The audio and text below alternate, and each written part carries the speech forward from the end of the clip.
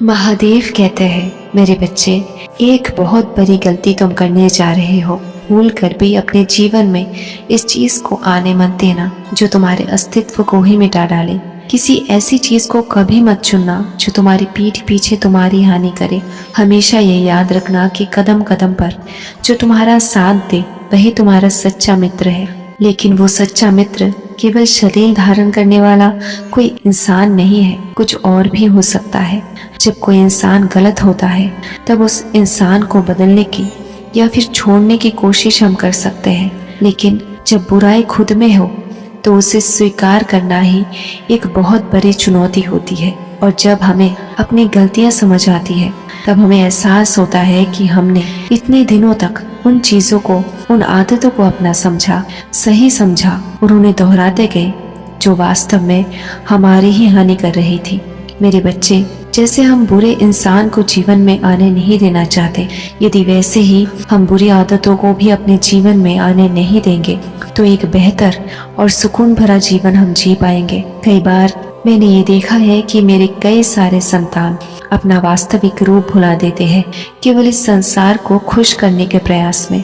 लेकिन हर किसी को खुश करने का प्रयास व्यक्ति के मानसिक स्थिति पर बहुत गहरा दबाव डालता है और इसी के कारण हमारे मन में हर किसी के लिए अपेक्षाएं जन्म ले लेती है जो केवल और केवल दुख का कारण होती है। इसीलिए मेरे बच्चे, तुम्हें ऐसी हर चीज से खुद को बचाना चाहिए जो पहले तो अच्छी लगती है लेकिन बाद में कष्ट का कारण बनती है।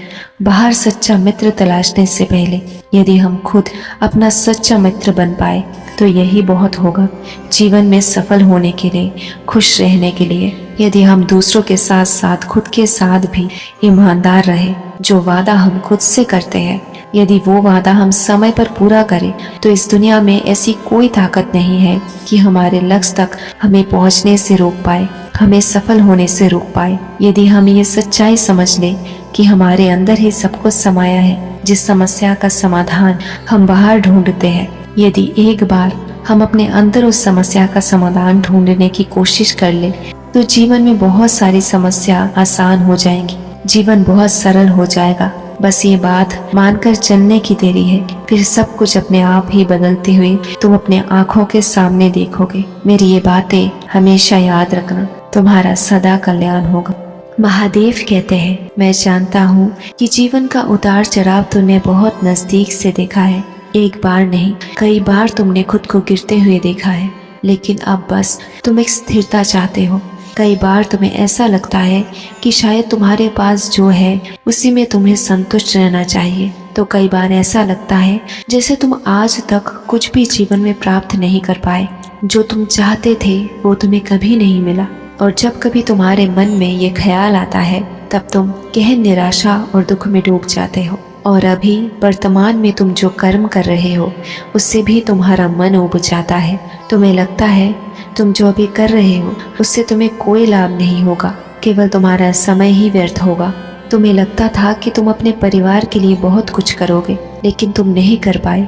इस बात का दुख भी तुम्हारे मन में हमेशा है, लेकिन मैं जानता हूँ तुम कोशिश अभी भी कर रहे हो और आगे भी करते रहोगे, क्योंकि तुम वो इंसान हो जो कभी भी कठिन से कठिन हालातों में भी हार नहीं मानते। और तुम्हारा यही स्वभाव तुम्हें जीवन में कभी भी किसी भी मोड़ पर हरा नहीं सकता।